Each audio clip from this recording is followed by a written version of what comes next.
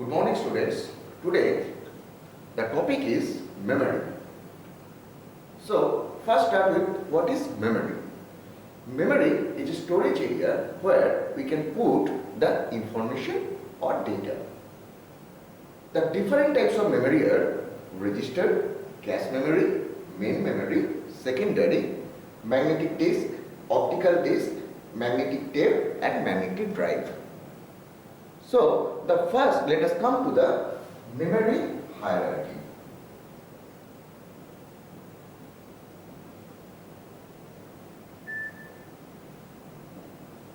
What is memory hierarchy?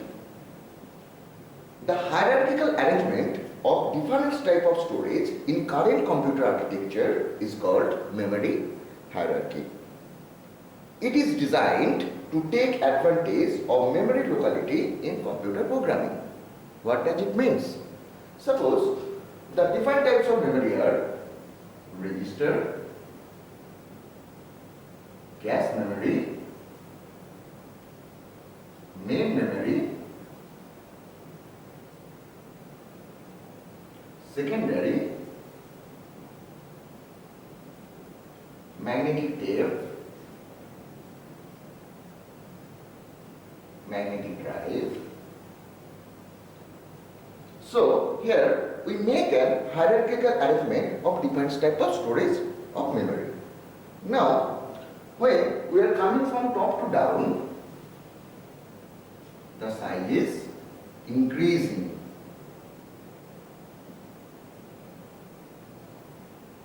As well as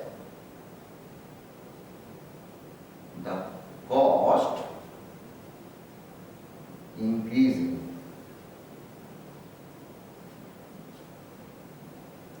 Now, when we are going from bottom to top, the speed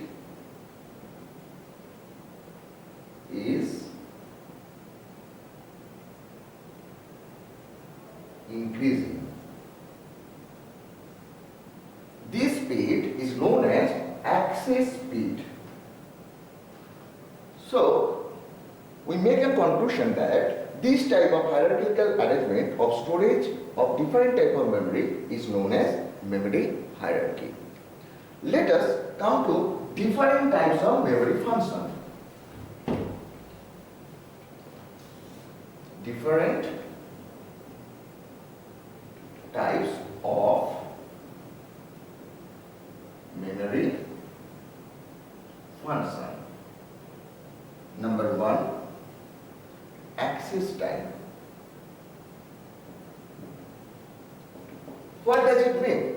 What is access time? The access time refers that the time between the request to the ith level and what arises from that level of memory to the CPU.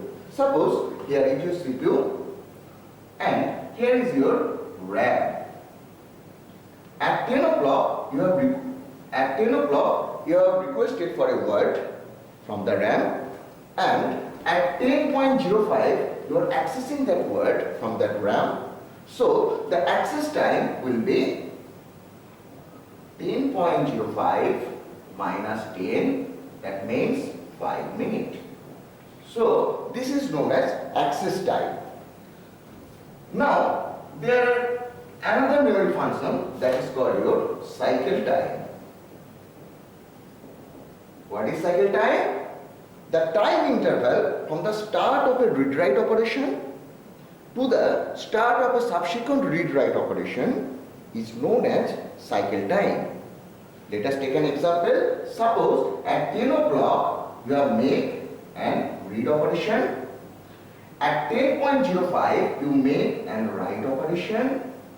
At 10.10 you have made another read operation. So here the cycle time will be 10.10 minus 10.0. So the total time will be 10 minutes because it actually calculates between the subsequent read operation.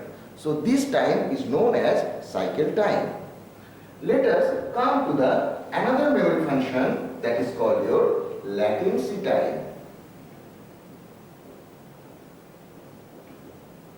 So what is latency time?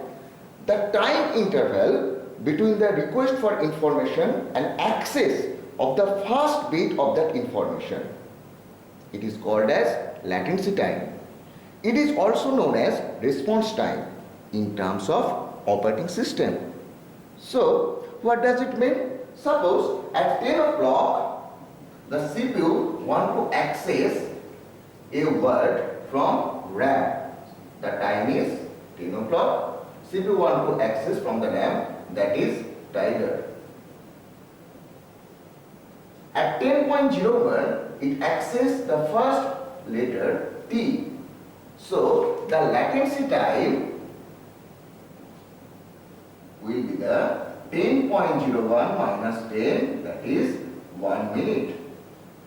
So, this is known as latency time. So, the basic difference between the latency time and the access time is access time is calculated between the calculates the total time taken to transfer the whole data, that is called access time. But in case of latency time, when the first bit is accessed from the time of request, it is calculated as latency time. Let us come to the another memory function, that is called memory bandwidth. What is memory bandwidth? It is measured as the number of bits accessed per time unit.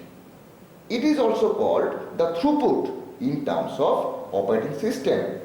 So, we can conclude in a term, that is what is bandwidth, that is number of tasks completed per time unit. It is known as memory bandwidth. Next, so we have found the different type of memory function, and this type of memory function and the definition will come in your semester exam. Now, come to another property of memory, that is known as memory inclusion property.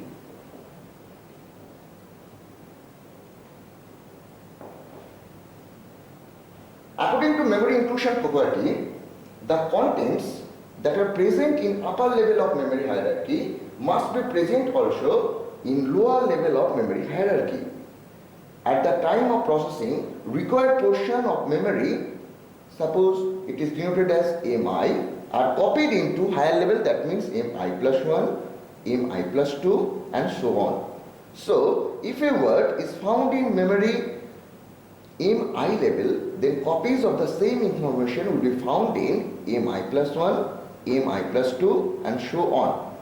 But a word stored in MI plus 1 may not be found in MI. So let us take an example. In the memory hierarchy, the first one is your register, cache memory, main memory, secondary memory. This is the arrangement that is found in memory hierarchy. So what does memory inclusion property says? Memory inclusion property says that if a word, suppose you have stored a word A in register, the copy of A will be found in next higher level, that is known as memory inclusion property. But the reverse, that means you have stored a data in main memory, that is A, you may or may not be found that A in cache memory as well as register. This property is known as memory inclusion property. Next, come to another concept that is called your cache coherence property.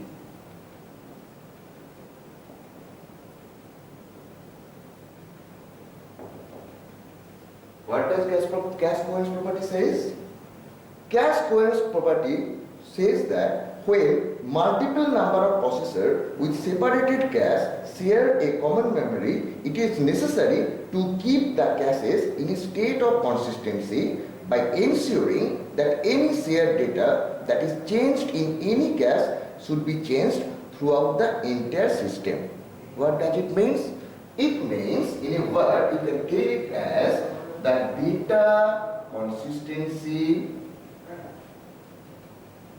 in every cache should be maintained. maintained when in case of multi-processor system. So, what does gas coherence property says? Data consistency in every case should be maintained in case of multi-processor system. So, give an example. Here is, suppose here is CPU 1, here is CPU 2, here is CPU 3, and these CPU are accessing a common memory through a local bus. The data which is in CPU1 cache should be maintained in every CPU. That is known as cache coherence property. This cache coherence property solution are two solutions there are in cache coherence property. Number one, through a directory based. Number two, through a snooping mechanism. So, cache coherence property solution, there are two ways. Number one, through a directory based. Number two, through a snooping mechanism.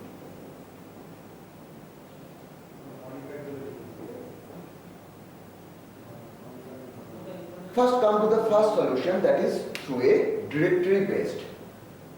Here the data is being shared, is placed in a common directory that maintains the consistency of the data in every cache. Here the directory acts as a filter through which the requesting processor must ask permission to load an entry. When an entry is changed, the directory updates all other caches with that entry. It is done by through a directory-based solution technique. Next technique is through a snooping mechanism. Here, all the caches on the local bus monitor or snoop the bus to determine if they have a copy of the block of data is exchanging through the bus. That comes under snooping mechanism.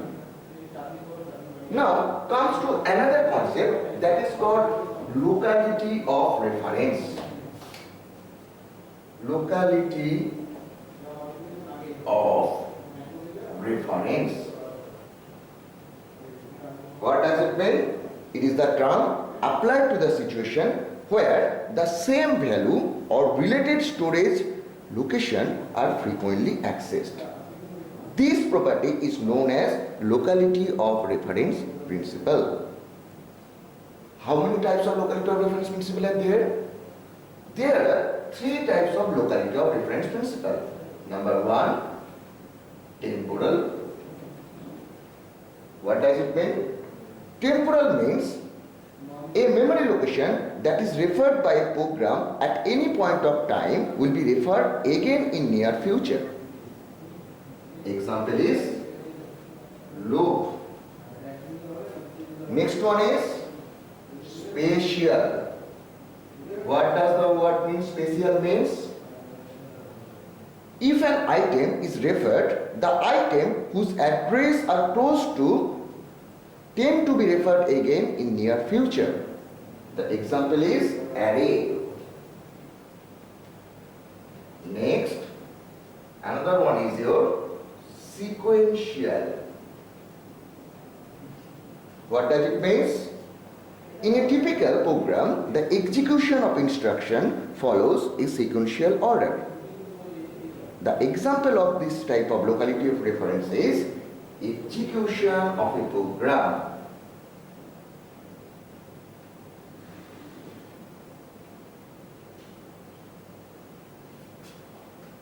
So that is the concept of locality of reference.